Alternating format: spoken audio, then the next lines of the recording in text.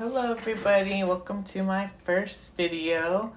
I'm going to teach you how to make these woven paintings. Here's some samples. Here's the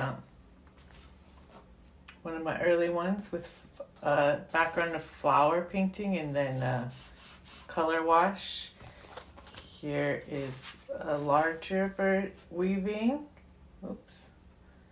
And another one with two abstract paintings in one. It's just getting used to this camera a little bit. Okay, so those are what we're making. Let's try to leave them there so you can see them. And I'll do materials first. You need paper, obviously. I'm going to use different paper than I used in these because I'm out of that. This is from Fluid brand, which is available at Artists and Craftsman Supply. And take one piece off of the block. You can leave it on the block if you want to paint it. And then the second piece is a thinner paper. This one's, what is this? 140 pounds, so it's relatively thick and pretty sturdy. And then the second layer, which will be the one you cut into pieces here. This one's easier to see. Like these pieces, oops, out of focus. It's easier if that paper is thinner than the base paper. So I'm going to use this, which I bought at Case for Making. It's a lot thinner. Let's see. Get a slice of that. Oops, two pieces. Okay. You can hear it. And you can do the same size paper. You are going to lose a little bit to the edge because you need to keep some of this on the original piece. But this smaller one is what I'm going to do. But it doesn't matter. Take whatever paper you've got. Even if you don't have two different weights, you can do it both with thin paper. It's just really hard to do both pieces with the thicker paper. So that's the paper. And then you'll need either a ruler, X-Acto knife, and a cutting mat, or a pair of scissors. And then glue is optional, but that would be a finishing touch. I didn't glue most of these, and they're not really moving around, so that's okay. Paints or any medium, really. You could use colored pencil. I wouldn't use like pastels or anything that's gonna rub off on your hands if you're touching the page a lot, but these are my Case for Making watercolors of water, obviously, brushes, and coffee. Yeah. Okay, so right now we don't need any of this. That's right next to the microphone. Let's put the microphone a little bit closer. Here we go. By microphone, I mean my phone. Okay, so that's the materials. What I'm going to do first, I think, is the background image. And I'm going to paint, I'm not sure what I'm going to paint on this. Start with, I'm going to do actually a full edge-to-edge water wash. And you can paint exactly what I'm painting, or anything you want, or nothing at all. You could leave a page blank, a just plain piece of colored paper might be interesting. Color it with some colored pencils, markers. What other supplies are there in the world? I don't know. Whatever you want. And do a water across the whole thing. So I'm going to go for something kind of like this, but the background's going to be this color wash. I'm just going to pick a couple colors that I'm not running low on and make some premix. Here, I don't really need to premix it. I think I'm going to go all warm tones for this part.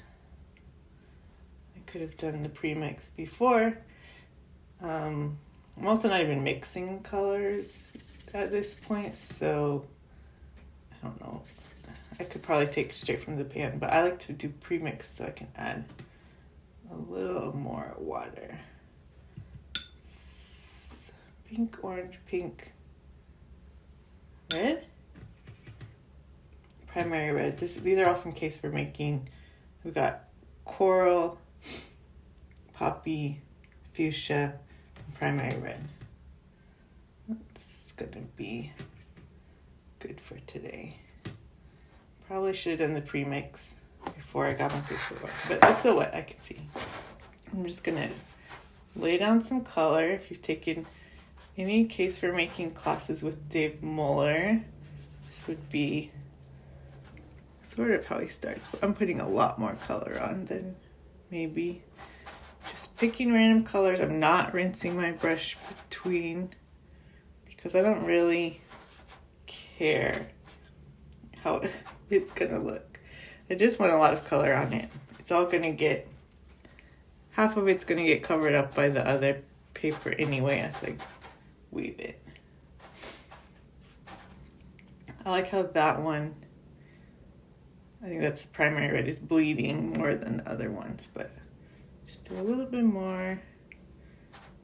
Just some brush strokes, however feels good. Okay, rinse this a little bit. I'm gonna move the paint around so we get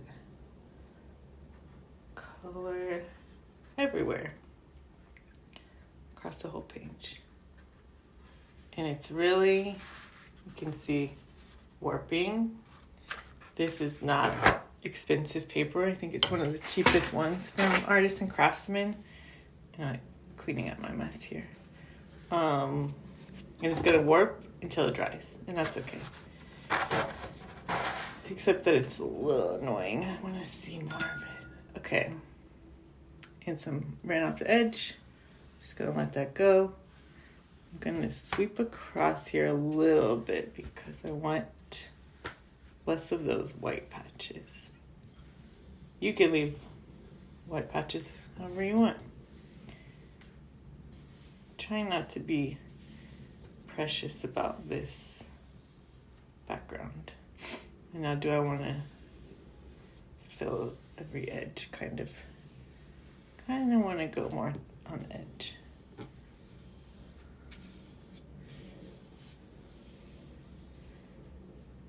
All right. And that, you know what I'm going to do?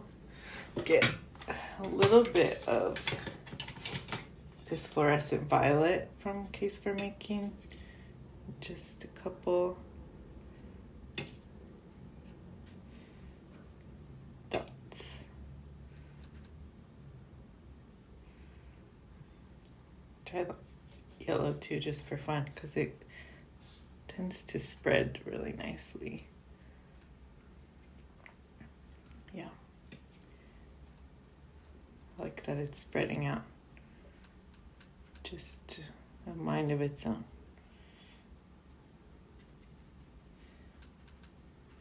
Okay, that's gonna dry. It's gonna look totally different when it dries than it does right now. And that's fine because we're mixing two kinds of painting. I'm gonna take this second piece, and this one is thinner, so it's not gonna take water as well. So I'm gonna use a lot less water on this page. Okay. I'm going to do all cool colors on this in contrast to that. And I'm not going to fill every inch of this paper. Start light here. This is mint, which is super light. Almost, yeah, you can't even see that. Upgrade to sky blue. And I'm going to fill a lot of this paper with color, but not, there'll be a lot of negative space too.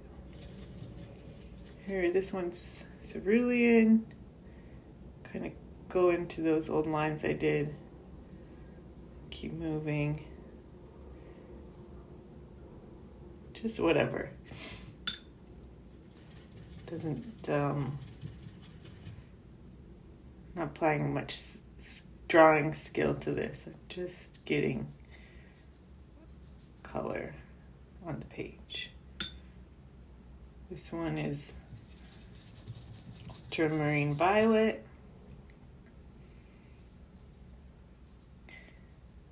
Maybe I want a little purple now. Ultramarine pink. No, we'll take Ultramarine Violet Reddish. I don't know if they even still make this one, but I like it. Yeah. And Lupine. This is one of my most favorite ones because of the way it dries. The pigments separate out.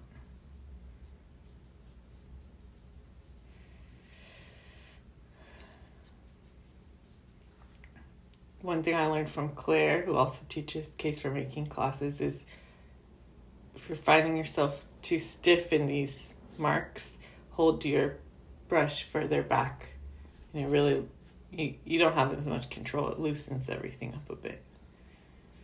Okay, how about Plum?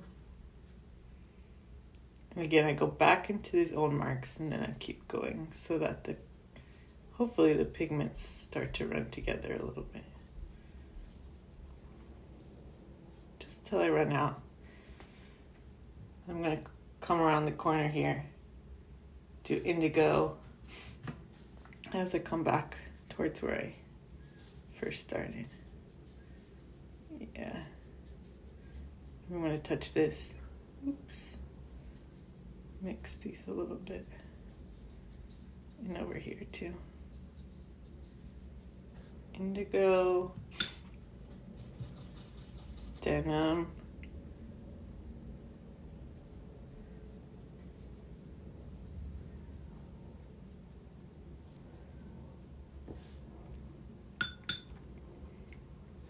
back here to Ultramarine Violet. There's a lot of denim still on the brush, so it's coming out darker. And back, rinse a little to cerulean. Love this color. It's almost fluorescent. And that is that. And now I need everything to dry completely before I can take another step.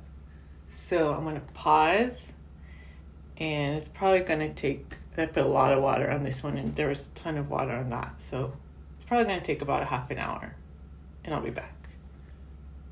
Okay, starting again. Okay, so it's not actually dry yet, but I'm going to show you how the whole thing works, especially if you've never woven before. So if you're familiar with weaving, you can skip this part where you can see this paper. If not, I'll show you. So if we were to make a loom, we'll call this green line our weaving loom. Okay. Green's the loom. When you're setting it up, these vertical strings that you put on it are called the warp. So you have your warp, and say you're making a rug. These are the ones, if you have the little tassel ends at the bottom of your rug, like here, those strings are the warp. So that's good enough. Don't need to do the whole page.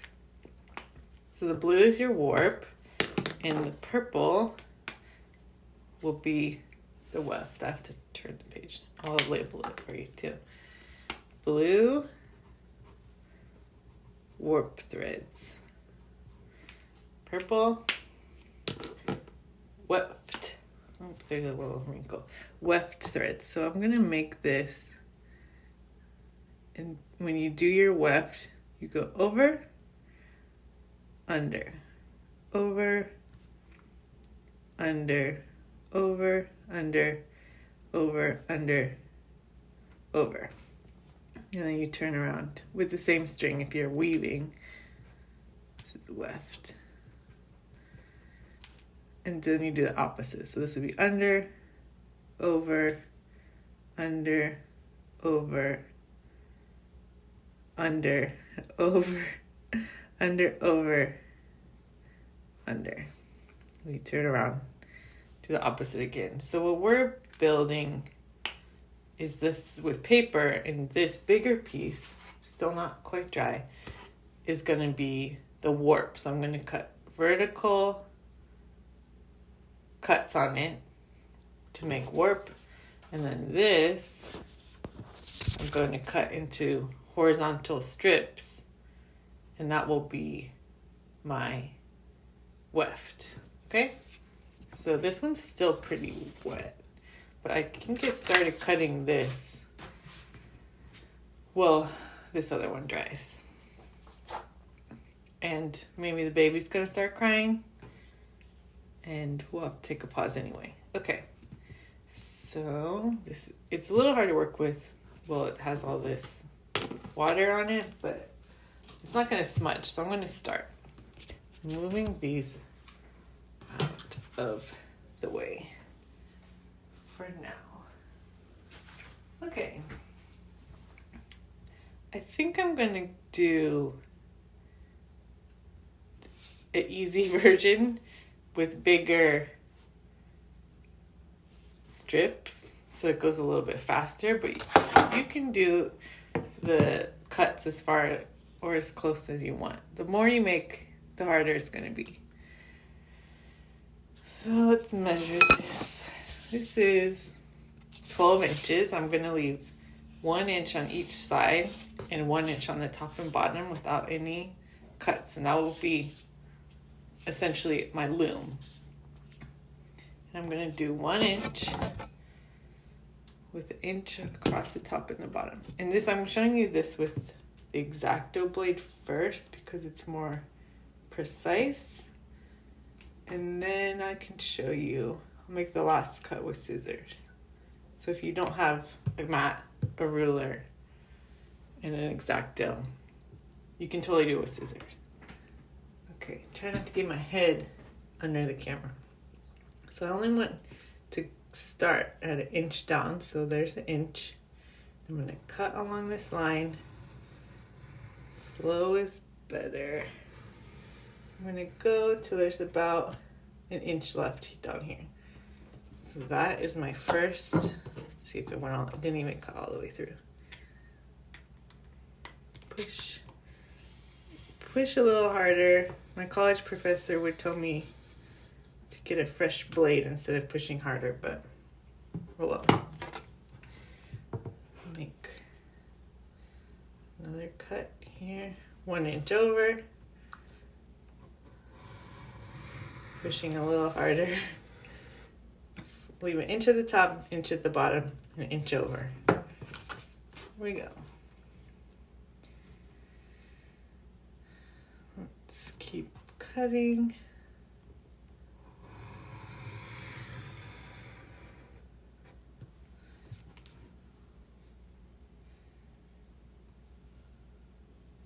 Do half X-Acto cuts, half scissor cuts. Flat inch. This one might not be far enough down. Same with this one. An inch over. That's why the cutting mat is really nice because the inch marks are already on there, so I don't have to measure it or mark it as I go. Just trusting the mat.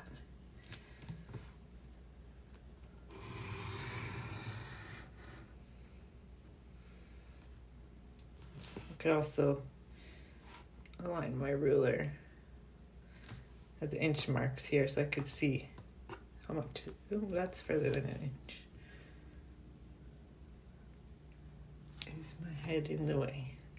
I don't think so.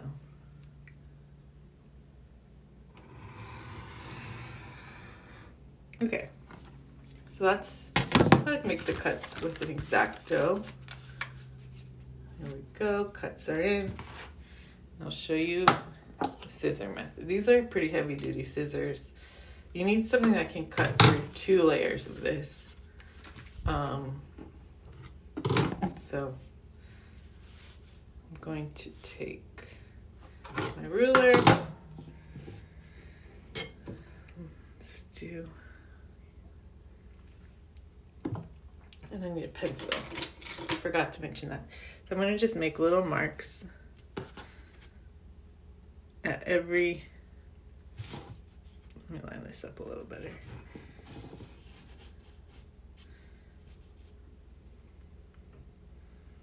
At every inch. There's 1, 2, 4 more cuts that need to be made.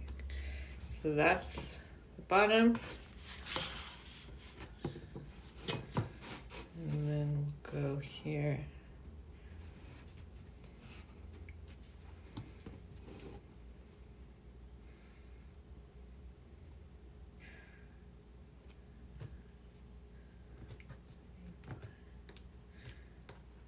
Okay.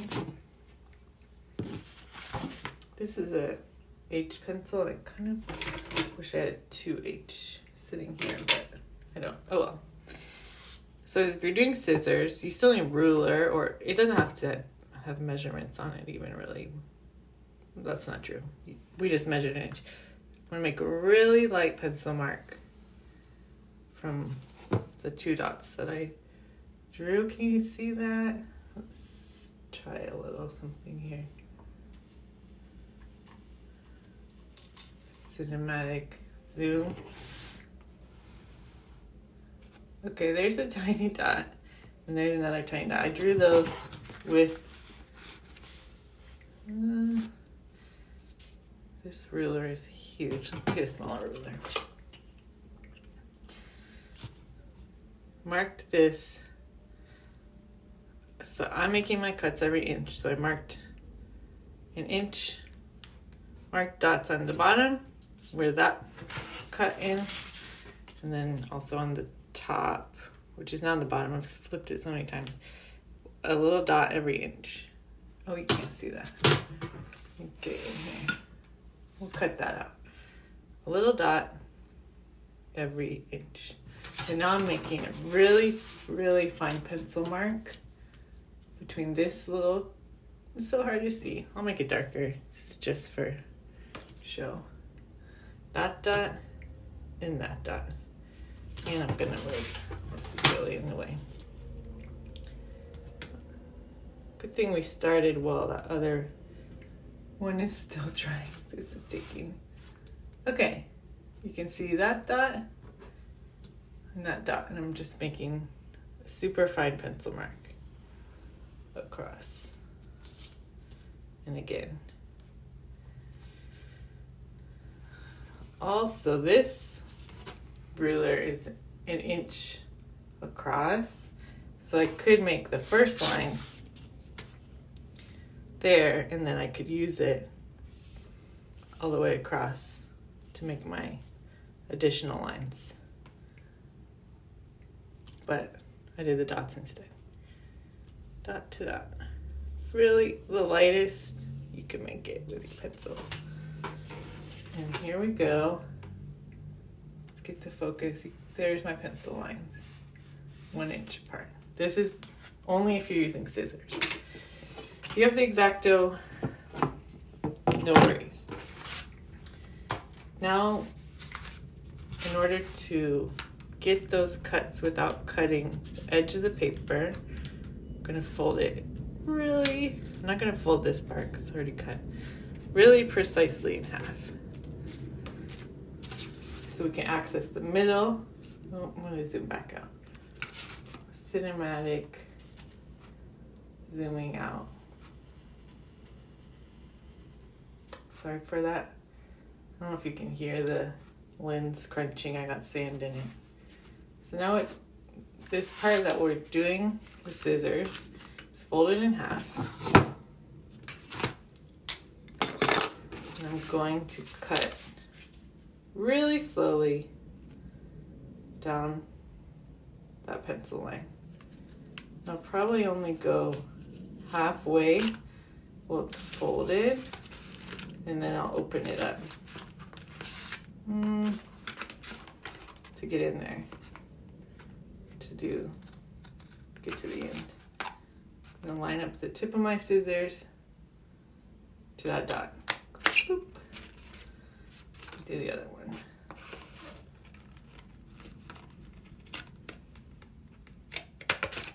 And that's how you would do it. It's not quite as precise. There's a little like some weird bends in there, but you're gonna cover it up with the other paper anyway. So it's fine. I'm gonna finish these with the scissors so you can see it a couple more times. Cut part way, just enough so you can get the scissors in there when you open it. Nice and slow. Ugh. And there's that. Open it a little. Move that out of my way. Get in there. Whoop. The scissors. It's pretty. Takes a little patience to get the scissors in there.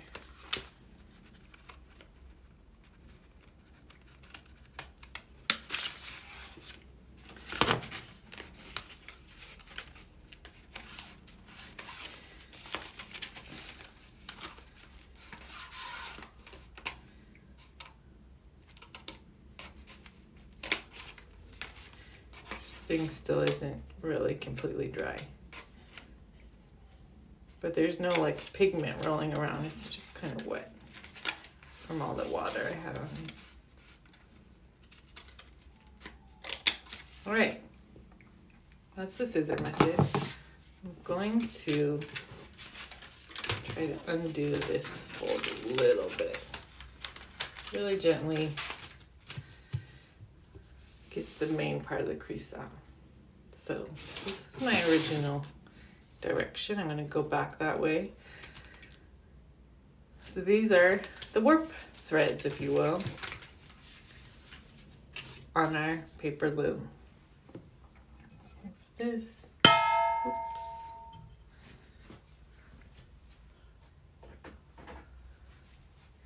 See if the other piece is dry. This one, still quite a few wet spots in there.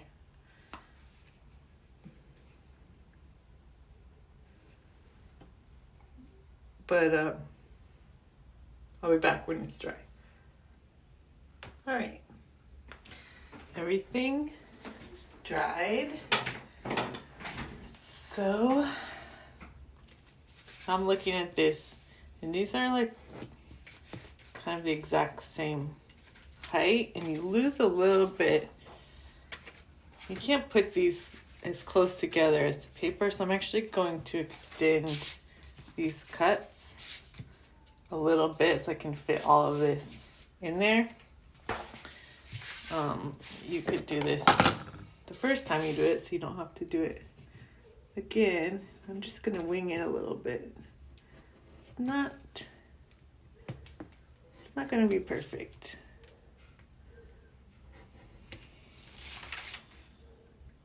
Let me see that. See if I can focus. Okay. A little bit longer warp lines here.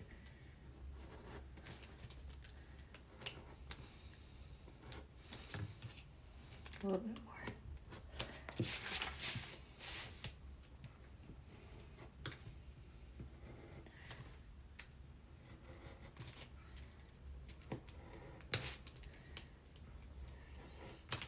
Okay, almost ready.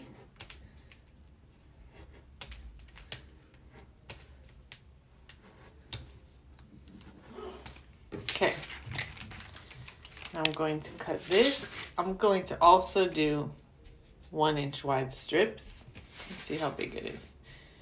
7 inches. This is what it looks like if you do 1 inch. Pull it closer. And if you want it to be a little more kind of, I don't know how to describe it. Fine, I guess. These are 1/2 inch. These two. 1/2 inch on both the warp and the weft.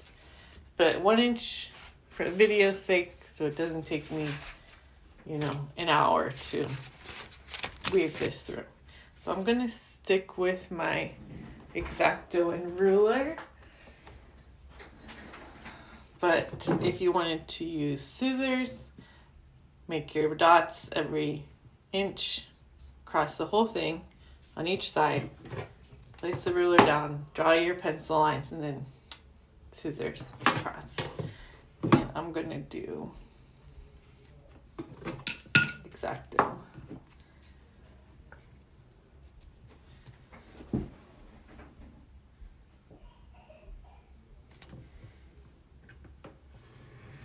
This part too, I kind of have to pay attention to keep these in the same order. They tend to get, if I made a big pile of them, they might get out of order, which could be cool. You don't have to weave them in the order that they're painted. You could potentially rearrange all of them and it would also look quite beautiful, I think. Just haven't tried it yet. Okay. Battery died. We're back. You may have missed one cut. Keep going. I had a feeling that my off-brand battery wouldn't last the whole time. Okay, one more cut here. This last one's kind of the hardest to get in there. All right. And that's that. Watch your fingers when you do that. So there's these. I'm going to carefully rotate them that way. And this, kind of like this edge as the top. I'm going to start at the bottom the way you would start a rug on a loom or a tapestry or whatever. And this is my first warp piece, and this is my first weft. So I'm going to start under, you can start over, and I'm going to go under, over, under, over, under. And these first ones go pretty quick and easy because you have all this space up here to lift. Oh, and this is nice. I don't even plan it, but I like it when there's an odd number so the ends are opposite. So this one's under and this one's over. I don't know why. It doesn't matter. There's no reason for that. And then I'm going to look at this. I'm going to erase those pencil dots before I keep going because they're going to bother me. I'm not really, still there, not coming out. Or they're just, I pushed too hard and they're just kind of imprinted there. And also when you erase watercolor, I'm going to stop doing that. The watercolor comes off. Okay. And really gently, because this paper, the top paper is so thin, or the weft paper, just gently scooch this down into the lowest part of the cut. Just gently. I see what the problem is. This one is not as low as the rest. Okay. Gentle. Okay. I'll take the next one.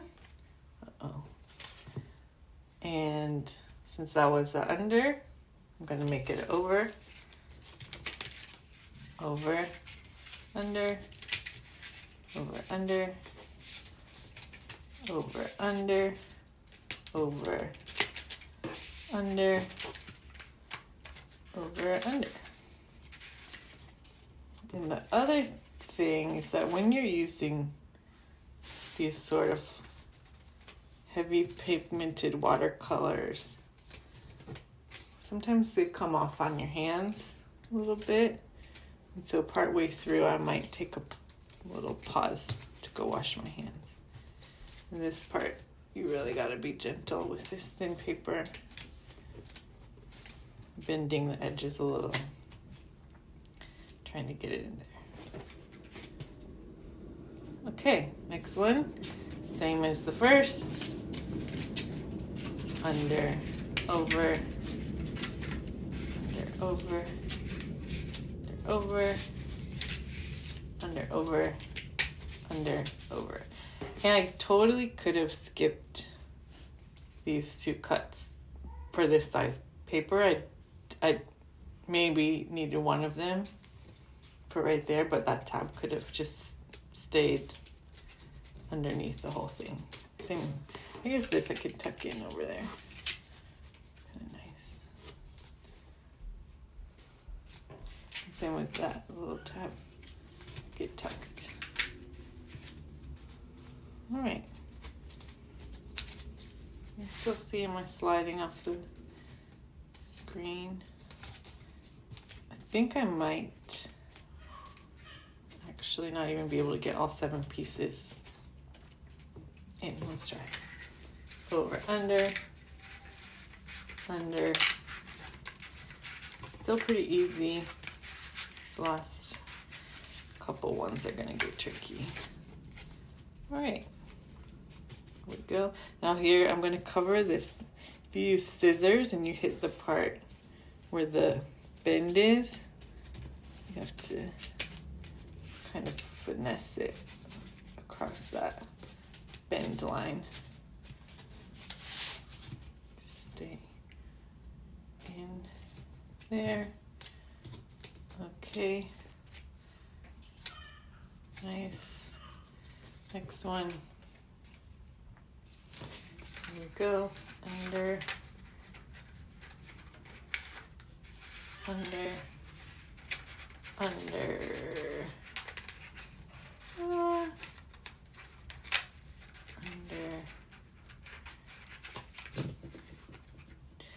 Real gentle with this. Just keep checking my hands for paint. It hasn't gotten too messy yet. Okay. Scoot it down. Scoot it, scoot it. Scoot it. Scoot it. Oh, it's starting to look pretty cool. You can start to see what the overall composition is going to look like when you're done there. Let's do one more.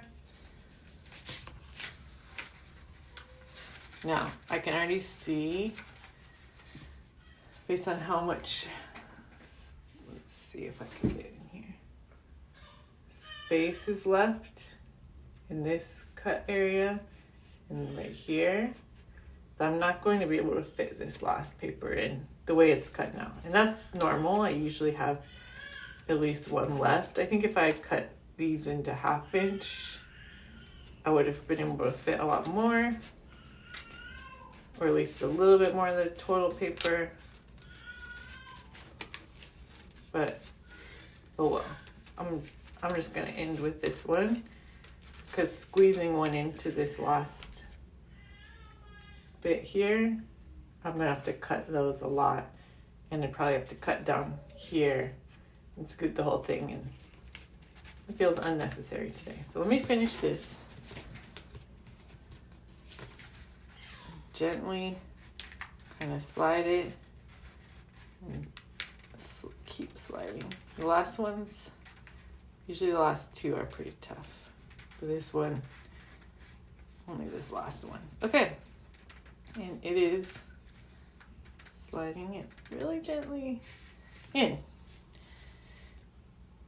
And that's that for the weaving. And the last step, optional, I'm gonna scoot this up to the top. I'm going to spread these out just a little bit. Scooting. So there's like even spaces between all the weft, if you will, weft threads. Okay. Scoot. Scoot, buddy.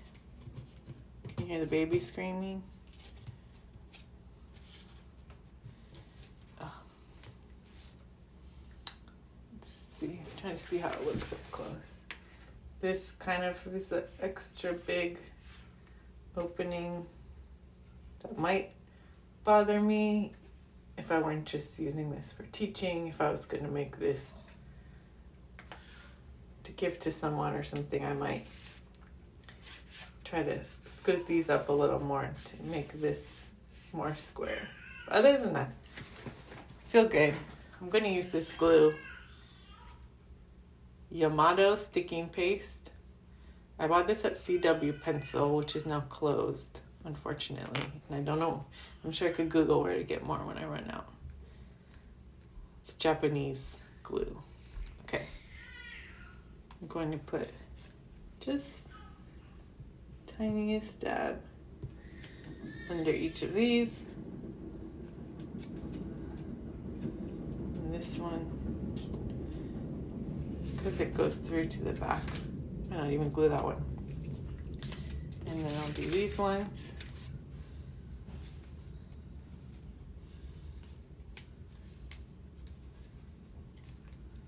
Same with this. That one goes through the back too. And then I might do any flaps on the back here.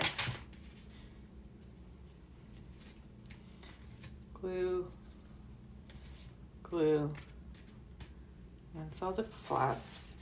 And then the last thing I would do, which I'm not going to do on the video, is put a big, like a white piece of paper and a heavy book on top of it and let it dry for at least an hour, maybe 2. And that is the end. So I'm going to put this here. We'll do a little cinematic zoom. Scoot over a little bit.